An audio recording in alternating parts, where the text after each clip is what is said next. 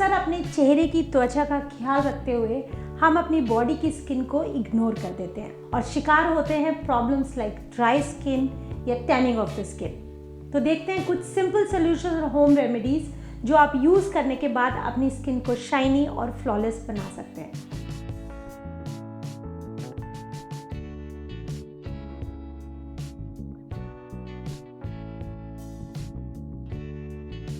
Tanning of skin एक ऐसा शब्द है जिससे हम सब डरते हैं। जब आप अपनी वेकेशंस प्लान कर रहे हैं या कोई त्यौहार है या शॉपिंग पे जा रहे हैं तो सबसे बड़ा डर आपके दिमाग में क्या होता है कि जैसे ही आप धूप में स्टेप आउट करेंगे आपकी स्किन टैन हो जाएगी और फिर वो टैन जाने में कई हफ्ते लग जाते हैं और इस बीच आप दोबारा टैन हो जाते हैं, तो आप एक कांस्टेंट टैनिंग की साइकिल में अटक जाते हैं। सबसे पहले समझते हैं कि ये स्किन टैनिंग होती क्या है।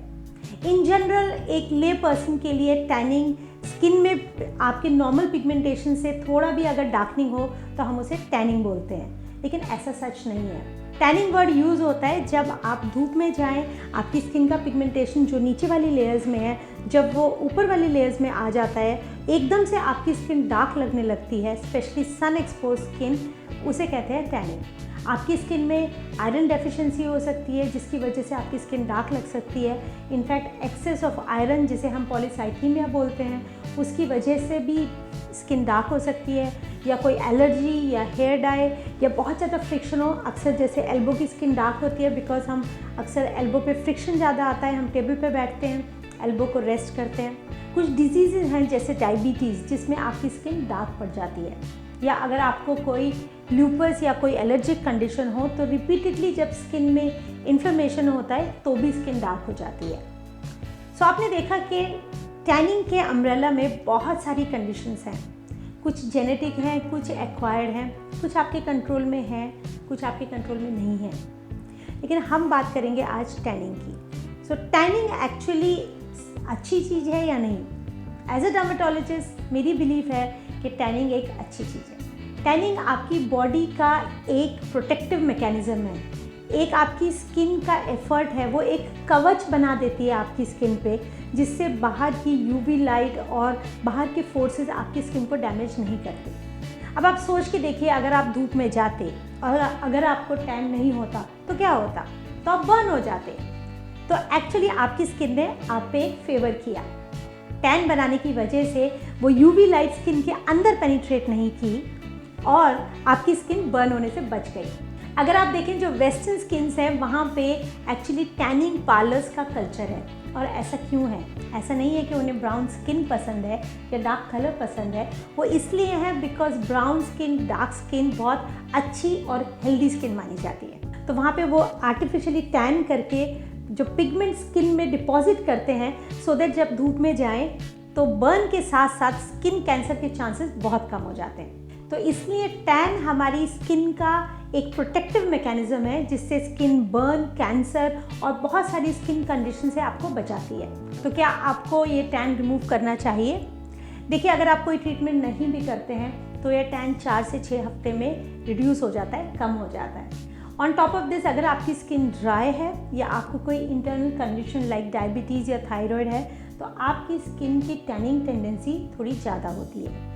ऑफ कोर्स हमें ये स्किन अच्छी नहीं लगती, क्योंकि अगर स्किन टू टोन हो जाए, अगर आपका फेस टैंड है और बॉडी फेयर है, या आपने शॉर्ट स्लीव्स पहनी है और आपकी लोअर स्लीव्स की स्किन डार्क है और अपर स्लीव्स जो कवर्ड पार्ट था उसकी स्किन फेयर है, तो ऑफ कोर्स ये अनइवन स्किन टोन हमें अच्छी नहीं लगती। तो आइए देखते हैं ऐसे कौन से ट्रीटमेंट्स हैं और ऐसी कौन सी होम रेमेडीज़ हैं जिससे आप अपनी स्किन को इवन टोन बना सकते हैं। एज अ डर्मेटोलॉजिस्ट मेरे पास मेरी क्लिनिक में स्किन टैनिंग की प्रॉब्लम हमेशा आती है और हमारे पास इसके लिए बहुत ट्रीटमेंट्स हैं। हम स्टार्ट करते हैं केमिकल पील से।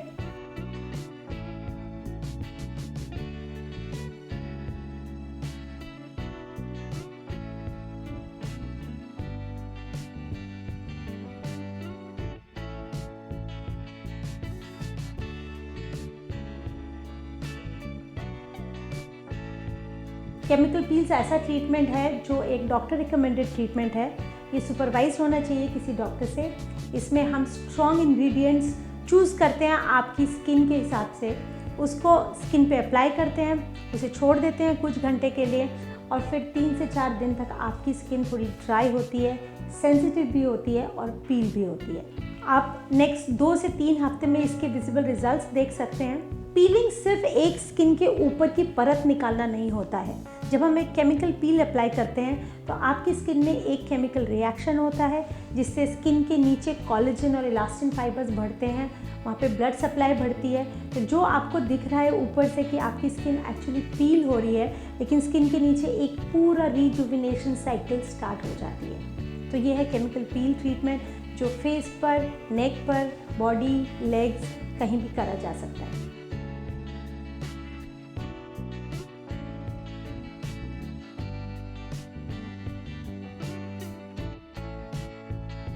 सेकेंड ट्रीटमेंट है कार्बन लेज़र, जो एक बहुत ही इजी ट्रीटमेंट है। यहाँ कोई पेन नहीं होता है, कोई पीलिंग नहीं होती है और अगर आपको इवन उस इवनिंग आपको कोई फंक्शन है या कोई फेस्टिवल अटेंड करना है तो ये ट्रीटमेंट आप कर सकते हैं। ये इंस्टेंट स्किन लाइटनिंग ट्रीटमेंट है।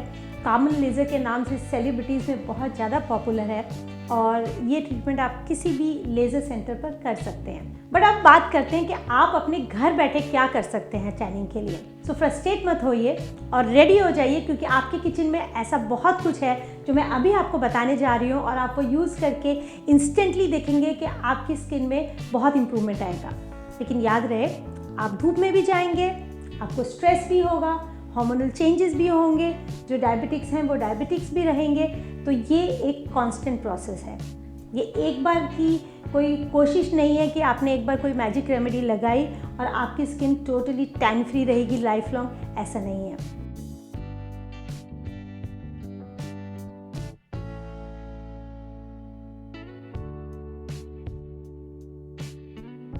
ये होम रेमेडी है मसूर दाल को लेकर, और मसूर दाल एक बहुत ही ओल्ड होम रेमेडी है, बहुत ही पॉपुलर घरेलू नुस्खा है, जहाँ ये काली वाली छिलके वाली मसूर दाल, इसको रात भर में सोक करके फिर इसको ग्राइंड करना पड़ता है। और अगर आप इस भीगी हुई दाल को सिलबट्टे पे पीस कर इसका एक पेस्ट बनाएं वो भी ठीक है, और अगर आप लेज़ी हैं मेरी तरह तो आप इसे मिक्सी में डालकर ग्राइंड भी कर सकते हैं। इसमें हम ऐड करेंगे एलोवेरा और थोड़ा सा टमाटर का जूस या प्योरी।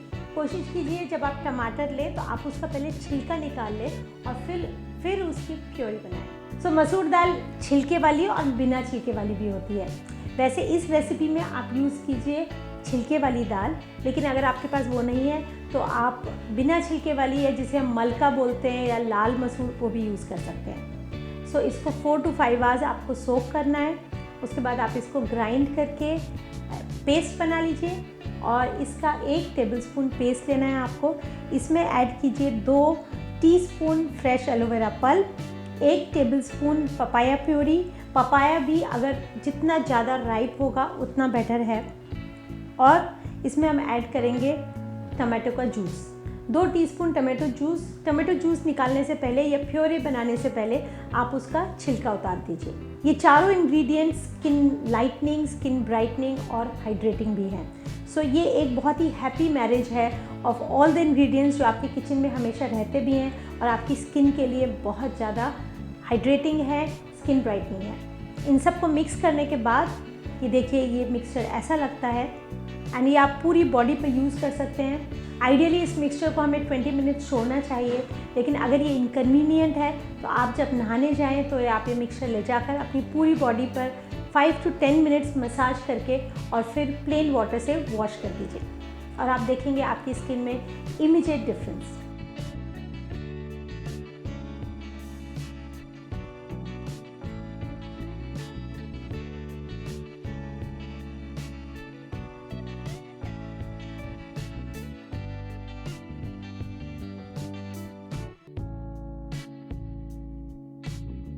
हमारी अगली रेमेडी में जो हम यूज़ करने जा रहे हैं उसका नाम लेते ही आपको याद आते हैं पकोड़े और मुझे याद आता है उपटन।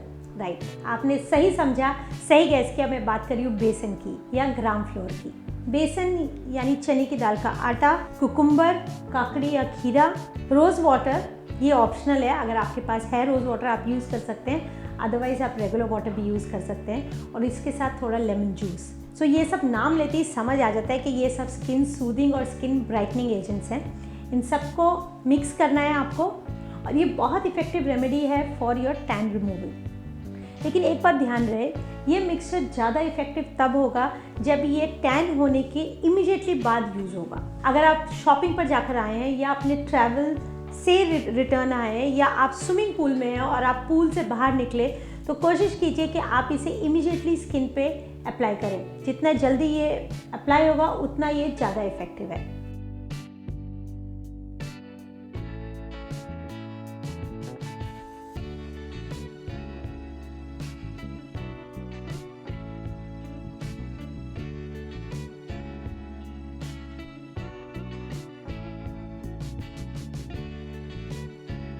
ड्राई स्किन यानी रूखी स्किन, जिनको ड्राई स्किन होती है वो समझ सकते हैं कि ये कंडीशन बहुत ज़्यादा फ्रस्ट्रेटिंग होती है। बार बार आपकी स्किन पे इचिंग होती है, स्केलिंग होती है, ड्राइनेस होती है। किसी भी ठंडी जगह पर आप जाते हैं तो आपकी स्किन टॉलरेट नहीं कर पाती है, स्किन फटने लगती है और आप कॉन्स्टेंटली एक अनकम्फर्टेबल स्टेट ऑफ स्किन में रहते हैं। सो समझते हैं ये ड्राई स्किन क्या है, क्यों होती है, हम इसके लिए क्या कर सकते हैं।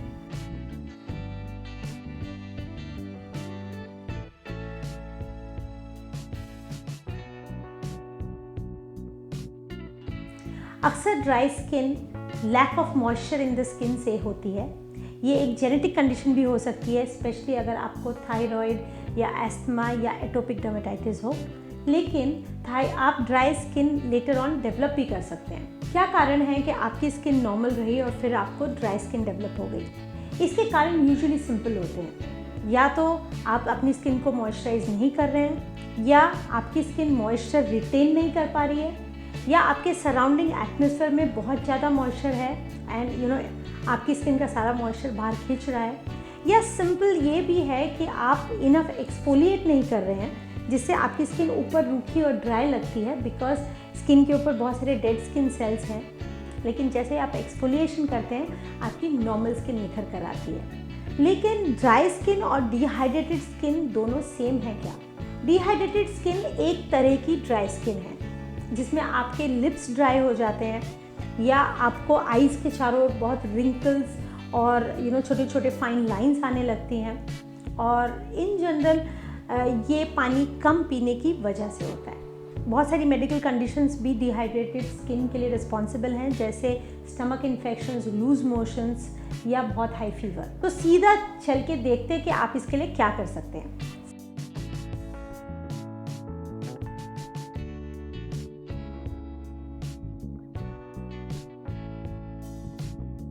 सबसे पहले सबसे इम्पॉर्टेंट बात, आप अपनी स्किन को हाइड्रेट कीजिए। कैसे करेंगे आप? अंदर कीजिए खूब सारा पानी पीकर या किसी भी फॉर्म में फ्लूइड्स लीजिए, और बाहर से मॉइस्चराइज करके। जब आप नहाएं तो ध्यान रखिए कि टेम्परेचर, चाहे वो कितनी भी ठंडी हो, तो पानी का टेम्परेचर बहुत गर्म नहीं होना चाहिए। आई नो कभी कभी ठंडी में ये बहुत ज़्यादा कंफर्टेबल लगता है कि हम बहुत गर्म पानी से नहाएं या शावर लें, लेकिन इवेंचुअली आपकी स्किन बहुत ज़्यादा ड्राई हो जाएगी। तो आप हमेशा टेम्परेचर जो पानी का है वो मीडियम रखें या लूक वार्म रखें। जैसे ही आप शावर फिनिश करें या नहाने के बाद बाहर आएँ, इमीडिएटली स्किन पे मॉइस्चराइज़र लगाएं। वो बेस्ट टाइम होता है स्किन का मॉइस्चर स्किन में ट्रैप करने के लिए। आप एक होममेड स्क्रब यूज़ कर सकते हैं जिससे आप स्किन की डेड सेल्स को एक्सफोलिएट कर सकते हैं, या आप कोई भी रेडीमेड स्क्रब भी ले सकते हैं। लेकिन ओवर स्क्रब नहीं कीजिए, बिकॉज वो भी एक कारण है स्किन का सेंसिटिव और ड्राई होने का। जहाँ फेशियल स्किन की केयर करना काफ़ी आसान हो जाता है, बिकॉज हम मिरर में देखते हैं अपनी स्किन को रोज़, तो हम मॉर्निंग में सनस्क्रीन और शाम को सीरम या सोने से पहले मॉइस्चराइज़र लगाते हैं। होम रेमेडीज़ देखते हैं कि आप घर बैठे क्या कर सकते हैं अपनी ड्राई स्किन के लिए। फर्स्ट ऑफ ऑल, अगर ये आपको बहुत सालों से है, बहुत टाइम से है, तो प्लीज़ एक डॉक्टर से सलाह लीजिए। हो सकता है आपको डायबिटीज़ हो या थायराइड हो जो अभी तक डिटेक्ट नहीं हुई है। बहुत बार ड्राई स्किन पहला साइन होता है थायराइड डिसीज़ का। कुछ मेडिकेशंस भी हैं जिन्हें आप जब लेते हैं तो आपकी स्किन ड्राई हो जाती है, ये आपको पता रहना चाहिए।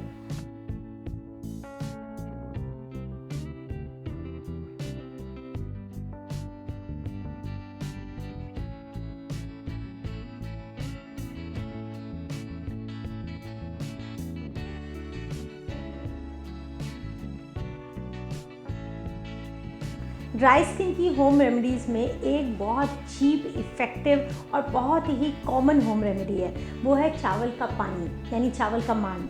सो आप जब चावल बनाते हैं घर पे तो जो पानी स्ट्रेन आउट करते हैं आप उसे रख लीजिए, फेंके नहीं, और वो आप जब स्किन पे लगाएंगे तो that is very moisturising for the skin. और ये आई एम श्योर आप सब जानते हैं बिकॉज आपके घर में ये होता होगा, या आपके पेरेंट्स ने, या आपके फ्रेंड्स ने, या दादी ने, या नानी ने आपको कभी ये डेफिनेटली बताया होगा। तो हम इसको नेक्स्ट लेवल पे लेकर जाते हैं। हम चावल का मांड भी यूज़ करेंगे और इसके साथ हम यूज़ करेंगे ओटमील, जो स्किन के लिए बहुत ज़्यादा मॉइस्चराइजिंग है। अगर आपके पास चावल का मांड है तो आप वो यूज़ कर सकते हैं, अदरवाइज़ अगर आपके पास राइस फ्लावर है तो आप वो ले लीजिए। 1 टेबलस्पून ओटमील, जिसे प्रेफरेबली आप ग्राइंड करके और पहले सोक कर दीजिए पानी में या दूध में, और उसके साथ 2 टीस्पून्स ऑफ आलमंड ऑयल। तो ये सुनने में ही कितने मॉइस्चराइजिंग लगते हैं ना, कितने सूदिंग और हाइड्रेटिंग। ये तीनों आप मिक्स कीजिए। आप इसे एक बॉक्स में पैक करके फ्रिज में भी रख सकते हैं और ओवर द डेज़ आप यूज़ कर सकते हैं। ये फ्रेश यूज़ करें ऐसा ज़रूरी नहीं है, लेकिन इसको ऑफकोर्स आपको फ्रिज में रख के प्रिजर्व करना पड़ेगा। ये तीनों इंग्रेडिएंट्स सुपर मॉइस्चराइजिंग है और ये मिक्सचर लगाने के बाद आप 10 मिनट्स छोड़कर इसे वार्म वाटर से वॉश आउट कर दीजिए।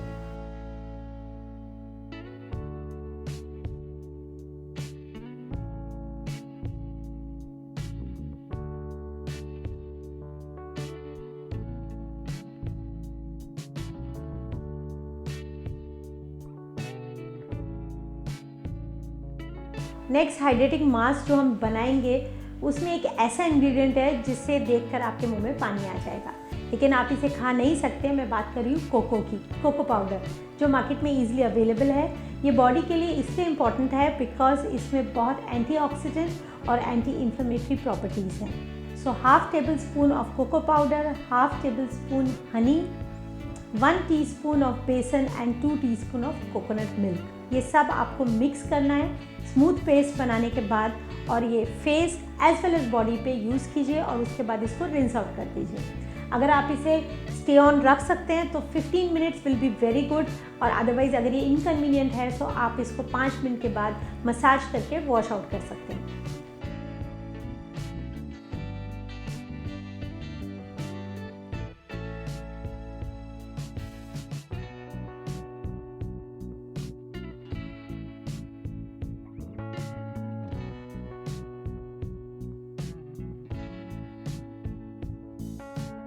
अब हम बनाएंगे कोको बॉडी बटर।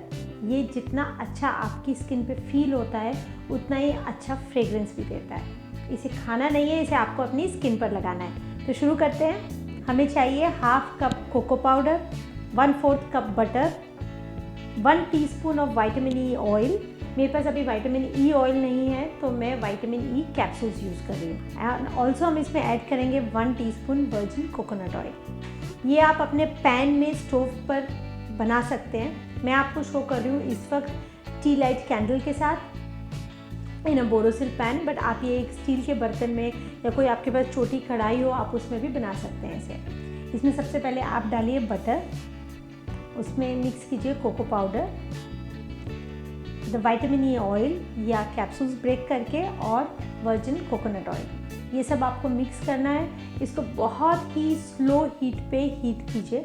आप देखेंगे सारे इंग्रेडिएंट्स ग्रेजुअली मिक्स हो जाते हैं। फिर ठंडा करने के बाद इसको आप एक शीशी में भर सकते हैं। इसे फेस पे अवॉइड कीजिए बिकॉज इसमें काफ़ी ऑयली और इंग्रेडिएंट्स हैं जिससे आपकी स्किन अगर एक्ने प्रोन है तो उसमें एक्ने बढ़ सकते हैं। बट नेक डाउन आप इसे पूरी बॉडी पे यूज़ कर सकते हैं, या आप इसे रात में लगाने के बाद सो सकते हैं। मॉर्निंग में when you take shower you can wash off, या आप इसे मॉर्निंग में भी लगा सकते हैं। हमारी स्किन, हमारी त्वचा हमारे बॉडी की सबसे बड़ी ऑर्गन है और इसके रहते थोड़ा सा इस पर ध्यान देना तो बनता है।